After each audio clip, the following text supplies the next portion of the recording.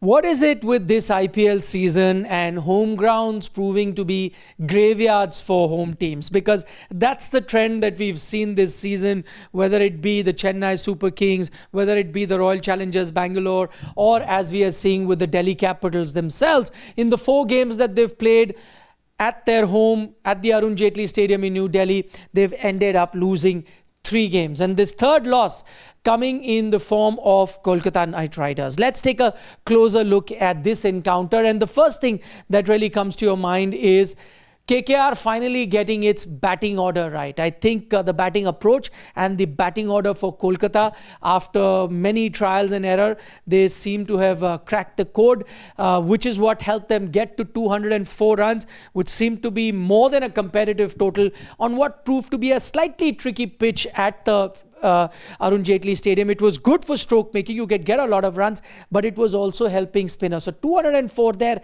And as I was talking about their batting lineup, the good thing to notice there was that they did not have one player going on to get a big 100 or a big score. The highest runs that anyone got was Ankrish Raghuvanshi, who gets 44. Everyone else chipping in with the 30s and 20s, and yet they go to a 200 plus total. I think that is heartening for Kolkata Knight Riders to see. Even Rinku Singh getting some runs, getting back to form, and ditto for Andre Russell. This will hold them in good stead in the remaining 4 games that they have. What will it mean for the remaining 4 games for Kolkata? We'll get to that a little later, but let's turn our attention to the next very important bit. Yes, they'd got 204, and yes, they got some initial breakthrough while they were bowling, but I think Delhi were in the driver's seat. Delhi had reached a position from where they had no business losing this game. You are sitting at 136 for 3, an amazing partnership between Akshar Patel and Faf du Plessis, a partnership that's keeping the Delhi team ahead of the curve. You are getting runs at more than 10 and over. Required run rate is now less than 10 and over in the 9, and 7 overs to go, 7 wickets in hand.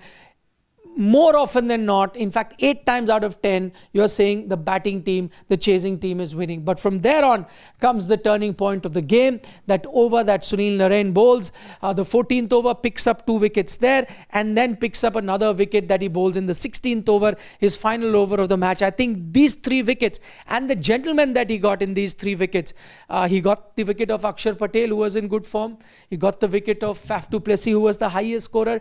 He also got the wicket of the dangerous Tristan Stubb. So I think that really broke the back of the Delhi team, and clearly the turning point of the match. Sunil Narine picking up those wickets, also getting 20 odd, quick fire 20 odd with the bat, and no wonder that he was the man of the match. Now, what does this mean and this particular result mean for the fortunes of the Delhi team as well as the Kolkata team? They've had a topsy-turvy ride. Delhi at one point, top of the table.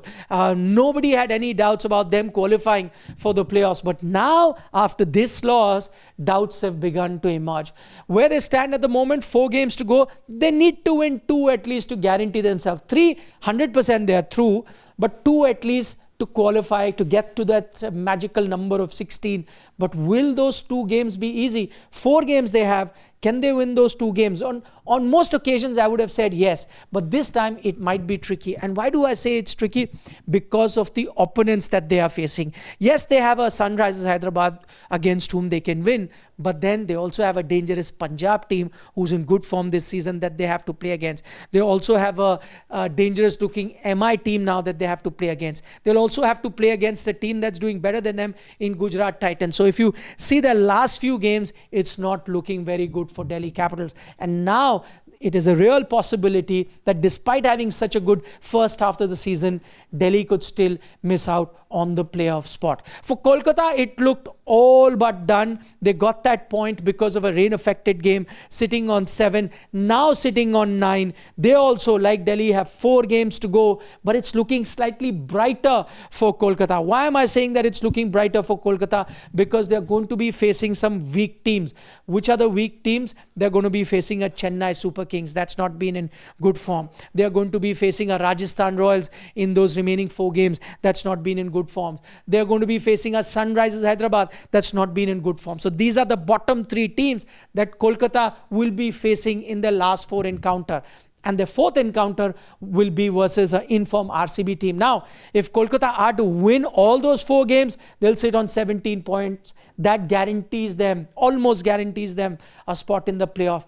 Provided they lose, even if they lose to RCB, who knows? 15 on certain occasions has been enough. Though they wouldn't be happy with 15. It'll probably boil down to net run rate, or even could push them out in terms of the points as well. But if they win all games, they are through. And this is a situation few games ago nobody would have thought for Kolkata Knight Riders, but now they have given themselves an outside chance. And because, as I mentioned, they have a weak teams to face in the last 4 games that are remaining, it does give them a ray of hope.